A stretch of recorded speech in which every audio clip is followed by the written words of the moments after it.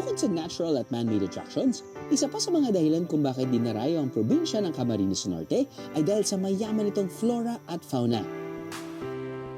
Dalawa sa 13 uri ng kilalang pinakamalaki at isa sa pinakamabahong bulaklak sa mundo ang matatagpuan dito.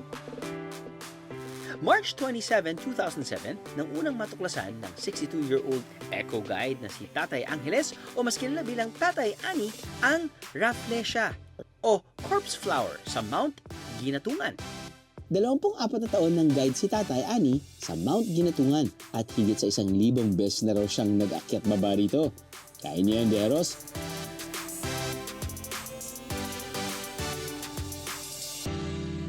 Seven days kaya yung kulay niya medyo paitim na. Alam niyo ba na ang Rafflesia ay parang tao? Simula sa pagtubo niya hanggang sa mag-bloom ay 9 na buwan.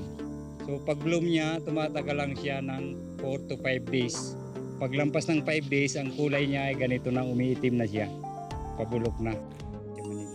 Ayon sa International Union for Conservation of Nature o IUCN, critically endangered ang mga Rafflesia o nasa extremely high risk of extinction na sila. Kaya bawal na bawal itong pitasin. Pinoprotektahan ko siya para hindi mawala.